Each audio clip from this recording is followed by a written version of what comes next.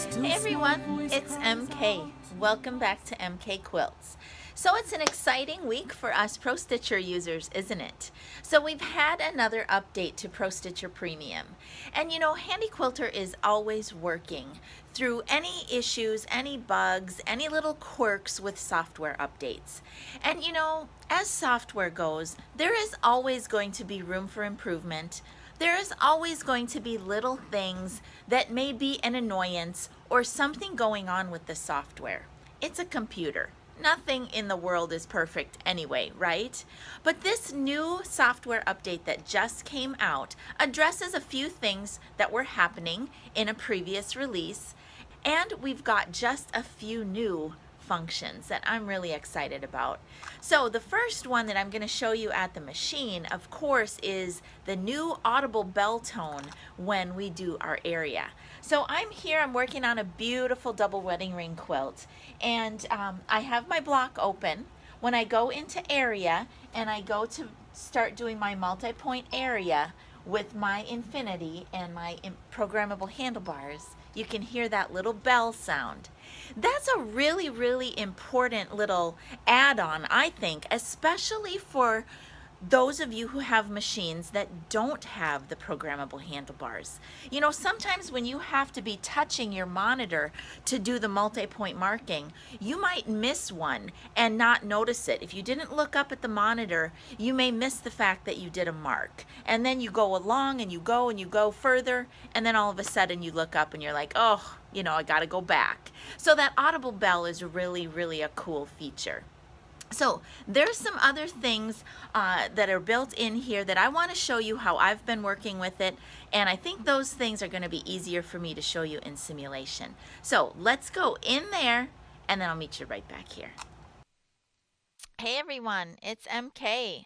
All right, so let's just go through a few options, ways in which I have been using Pro Stitcher Premium, and especially with this new update. Now, some of the things that I want to mention on this video today aren't necessarily just specifically related to the update that came out last week, but I wanted to mention a few things and some of the new functions with the update. Okay, so what you're looking on screen is just a picture that I had posted in the simulation group. And when the update came out and I saw the list of things that were addressed, I was really excited to see a few, and so I highlighted them in this picture. Okay, so this list of functionality that was addressed with the update, that can be found on Handy Quilter's website. You just go to the area where they're doing the download of the new update, and if you scroll down there, you can see this list of updated items. All right. Okay, so the first thing that I want to cover is, obviously you're looking at my screen right now, and you'll see that the crosshairs are red. And that's a new awesome feature, especially for those of us who teach with simulation. I think it's going to be way easier for people to be able to see when we're using the crosshairs and moving the machine around, or we're simulating that we're moving the machine around. And just in case you don't work with simulation a lot, to simulate moving your machine around inside of simulation, you just click on the sim button, and then you can click, hold, and drag, and that simulates that you would be moving your machine. And always remember, wherever the crosshair is, that's where your needle position is. Okay, so that's the first really cool function. Next, let's talk about this new area functionality. So the first thing, really, really awesome, is this new audible bell tone for when we're doing our multi-point marking. So I'm hoping that you can hear this. I'm using a microphone and a headset right now, but I hope that you can hear the little bell tone going off. Okay, and I talked about this in the intro. So that's really, really a cool feature. Now, the other thing that's new is this rubber band area. And I've been thinking about this a little bit. I'm really not exactly sure how I would use it in real life, but I was playing with it just a little bit ago, and I just wanted to show you. Let's just open up a design. This, nope, not that one. Let's see. I want to show you one that I use a lot in my classes that I teach. Okay, so this is just a little border unit. It does come free with the Pro Stitcher. And I have my bounds box turned on so that you can see the bounds area that encapsulates this pattern. But if you go up under area and you click on the rubber band area, you're going to see that the area is automatically set to whatever the, I guess it would be the outmost area of a design all the way around. Okay, so if you had a square block, the outmost area is probably going to be the four corners of that block if the stitching reaches all four corners. So in that particular case, this bounds, rubber band bounds, probably wouldn't make much of a difference.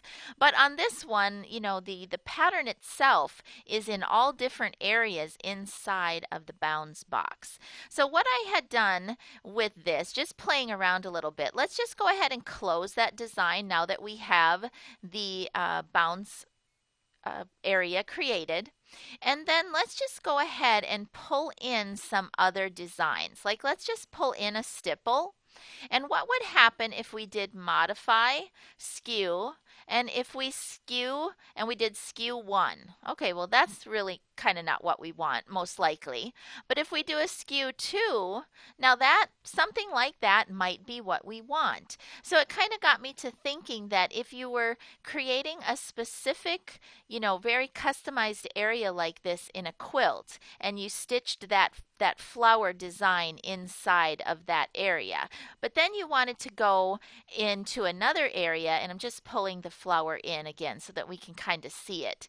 If you wanted to go into another area of the quilt and you wanted to use that exact same area and put something else other than the flower in there, well, it would be the exact same kind of a space. So that's one just kind of way that I was playing with it. Again, I haven't used it really in real life yet, but I think there's probably a lot of functionality that can be done with that. And again, remember with the new Pro Stitcher Premium, just you know, that came out in January, we have the ability to save area. Okay, so that would be a huge benefit, and we can just call it maybe area flower or whatever. But that would be a huge thing if you're working on a quilt or you want to go back and forth between your quilt and simulation, is that you can save that area onto a flash drive, and then you can use that area to fit other, you know, audition other designs inside of that area. So I'm gonna keep thinking about that rubber band area and see, you know, how I can fit that into my quilting day. And if you guys come across the ways in which you're using it, I really hope that you will share on the Pro Stitcher Sim Style board and share how you're using that new rubber band area. One of the functions that they mentioned in the release notes is under our advanced menu. Okay, and to get to our advanced menu, you click on the gear and then you click on advanced. And one of the things that they mentioned was this motor torque setting. And I had spoken about this in one of my live feeds a while ago, but the motor torque setting is something that you probably don't want to mess around with too much. And it seems like they locked it down a little bit so that it's going to default onto 100, and it's going to make it so that you can't put in a number that's an invalid limit for that. Okay, you can go ahead and read in your Pro Stitcher manual about the motor torque, but that is a function that has been put into place as a protection mechanism for our machines, so that, you know, we're not running into rails and having things, you know, really pushing up against the rail and bucking and fighting. If you made a mistake and your machine hits the rail, that motor torque is put in there to protect your machine so that it releases and it just stops so that you're not damaging your machine. Okay, now another thing that I want to specifically mention under the advanced menu is the speed profile. Again, I had talked about speed profile in one of my other videos, or it might have been a live feed. But what I want to mention about this is that I am never really that much afraid to play with my maximum speed setting Now, I have Infinity and Fusion. Okay, so on my Infinity, my maximum speed that that machine can go is 3,200 stitches per minute. So when I go into my Infinity screen, this under the gear and the advanced and the speed profile, this is going to be set automatically to 3,200. Now, every time I boot my machine, it's going to revert back to 3,200. But for me personally, this is just seems to be what works for me in my studio, is I never want my machine going 3,200 stitches a minute when I'm working with Pro Stitcher. Okay, maybe if you're a free motioner and you really, you're going to town with your free motion, you want that machine clipping along at a good speed. But in Pro Stitcher, we don't want it jerking around and going so fast that it's going to affect our stitch quality and our tension and, different things like that when we're stitching in simulation, or rather in Pro Stitcher. So I have been dropping my maximum speed. I've just been playing with it and dropping it down a good amount actually on my Infinity. I haven't been dropping it all that much on my Fusion, but specifically on Infinity, I've been taking this down to about 1750, 1800, 1850, something like that. And that's what I'm getting the best reaction with my machine on that. Now, the acceleration, that's also going to be a default setting, but this setting, if you go ahead and lower the acceleration number, I think on my Infinity I've been running about 55. If you change the acceleration, that just means how fast the machine is going to try to react going in and out of a change of direction. And again, sometimes on a pattern that has a lot of change in direction, you don't want the machine going in and jerking out of a change in direction. Maybe like something on this pattern right here, where it's going in and out and in and out. You don't want it jerking when it's going in those points. So I am not afraid, again, to play with my acceleration and maybe take that down a little bit. Now, the nice thing about this is that it maintains whatever setting that you have. It's going to maintain that when you reboot. Okay, this one not so much. Handy Quilter wants that to be something that just defaults back to your machine setting, and then if you want to play with it, you can play with it a little bit. And then just remember that that speed setting also, correlates to our regular speed setting over here. Now, this is way up high in simulation, but at my machine, I'm probably running somewhere in this range is kind of where I like most of the time for that to be. But again, it depends on the pattern. It depends on how tight something is. It depends on how much change in direction, all those things. And so between changing our advanced speed profile and just changing or adjusting slightly our regular speed control, we can usually get a speed and a nice flow to our machine that's going to work on whatever specific pattern we're working on. Other thing as it relates to a default setting, and it has to do with auto jump. Now, again, what I'm about to tell you is just my personal preference in my studio. But here under auto jump, I like my auto jump to be on 0. Okay, most of the time, and I'm going to say probably 98% of the time, I want my auto jump to be on 0 because I want my machine to stop when it gets to a stop point. I don't want it going somewhere in case I'm not standing right there, in case it's going to jump somewhere where I am just, I forgot where it was going to go, or I'm not paying attention to where it's going to go. I just want my machine to stop. Okay, that's just my personal preference. If you want to make your auto jump 0 and you want that digit to hold itself so that when you reboot each time it remains on 0, if you go under, again, this is under the gear, and come on over here to defaults.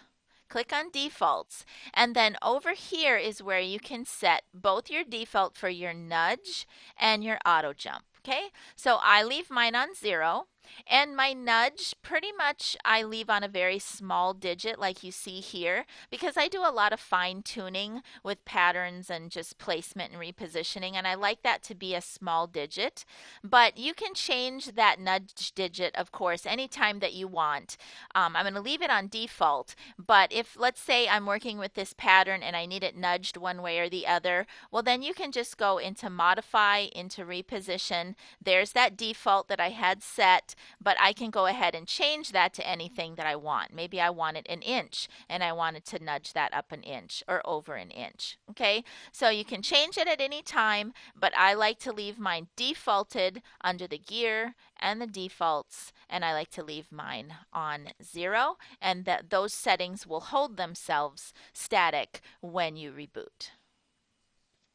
Another thing that appears to be fixed, and it doesn't specifically say this in the release notes, but is that situation where our stop circle was jumping to our start point, right? When we were creating a new start point.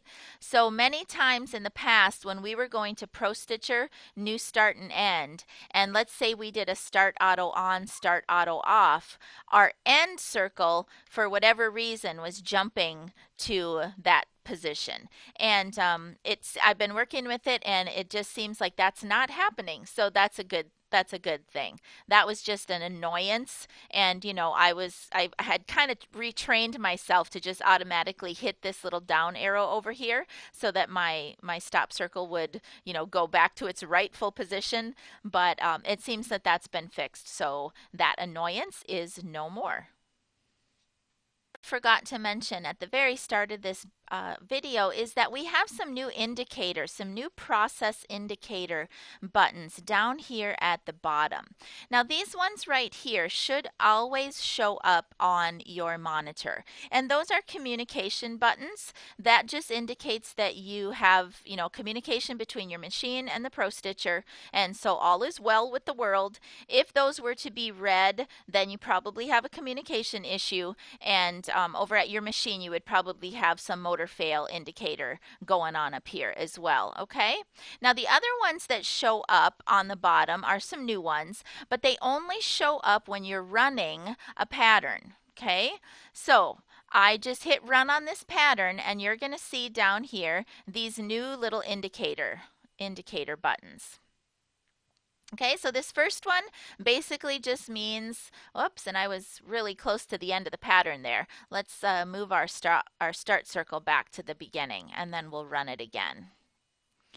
All right, so the first one just basically indicates that you're running something. You're in the process of running something. And did you see that little temporarily, that little pull up? This is the pull up indicator, and it went on when the machine did a pull up right there. Now I'm going to hit resume, and now this one, it just indicates that you're stitching. Okay, if you pause, then again it's going to wait. If you have a pull up on resume, watch that little button right there. It just flashed that it did a pull up, and now we're moving on. Okay, so those little ones on the bottom are just, they're kind of just there as process indicators of what's going on. You don't really need to worry about them all that much, and you can't really click on them or change them or anything, but they are nice to just be able to see down there. And again, our segment and our distance counter, that was something that was added back in a few releases ago. I love that. And just remember that the segment counter, I'm going to go ahead and pause. The segment counter, right now it's on 446, also relates to when we go into ProStitcher new start and end. And when we do that start auto on, start auto off, this number should pretty much match the segment number. Now that's not necessarily always the case. If you're working on a pattern that has a lot of overstitching, that can get a little tricky to do the start auto on, start auto off, and have that digit match this digit. But the segment counter is very, very useful for things like repositioning and for doing some cropping and chunking. I use it a lot for chunking. So if you want all that instruction, you can of course rent my layout and rendering series. Number 2 and then the add-on video called Chunking the MK Way shows how I use the segment counter and the start and end to do all of my chunking. What I'm going to talk about is stitch per inch. Now, under the gear over here on our monitors, we have a stitch per inch indicator, okay? I usually stitch between 12 and 13 stitches per inch. Now, except for when I am basting. Now, it's going to react for you a couple different ways depending on what machine you have. So I have Infinity, and with Infinity, our machine control box, if you will, is housed inside of the tablet. Okay, so our control console is in the tablet. And when I normally go to baste, I would go up into my control, which on my Infinity is usually up here in the top left-hand corner, and I would open that up and I would click on the stitch length and I would shorten the stitch length to do some basting. Okay, in the previous release, if I did that in my control console, it would not affect my stitches per inch in my Pro Stitcher. Okay, so I could switch back and forth. I could do basting along the edge over here, say in a 1/4 inch baste, or I most of the time do 5 stitches per inch to do basting, and it would not affect my stitches per inch over here. Well, that's no longer the case for Infinity. So I'm not sure if you guys did it that way. Maybe you just came over here, changed it, basted, and then came back over here and changed it back. If that was the case for you, then you're not really going to notice anything different. For me, I'm trying to retrain myself that if I change the stitches in my console, I gotta change them back in the console or change them back over here. Now, it works a little bit differently on my Fusion, and it may work differently for you on your Avantes.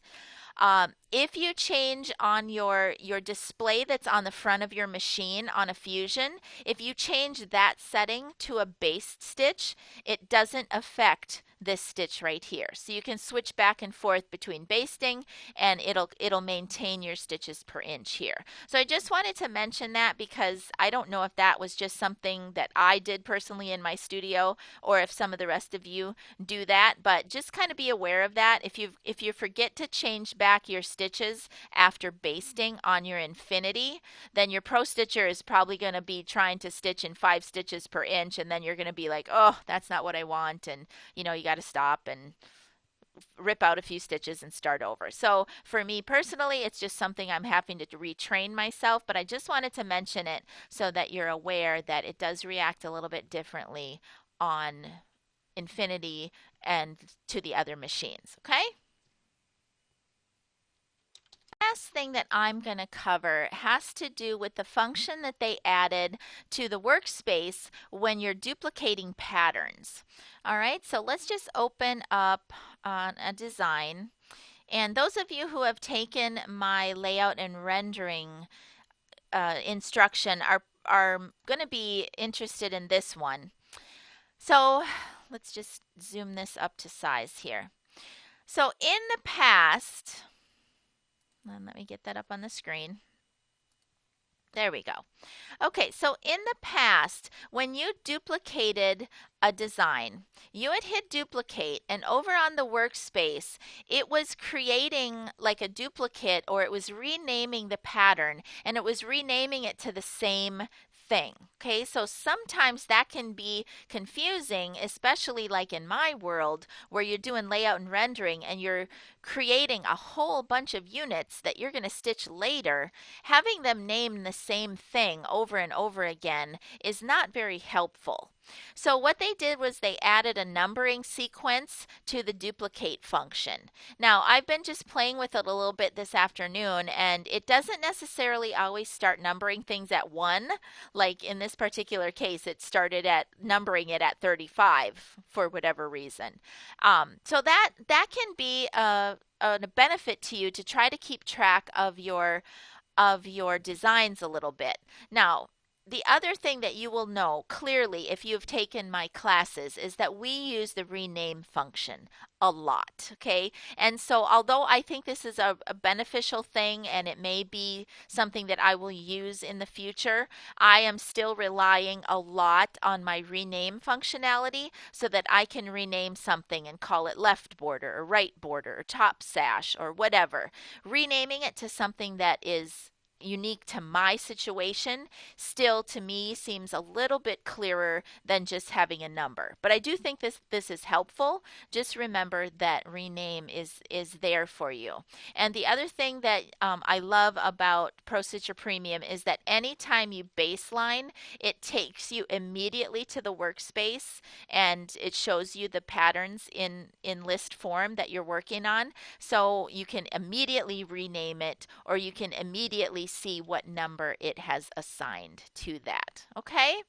All right, so that's just a little overview of some of the things that caught my attention that are the things that mostly I am going to be using and readjusting to and the things that I am very happy to see on this update. There are other things on the list and I encourage you to go back to that picture that I posted or go over onto Handy Quilter and just read through the release notes. There's some other things like half stitch and in improved communication with Infinity and calculator stability and just some things that I'm not really in tune with, but these other features that I showed you, I'm very, very happy about most of those and really excited.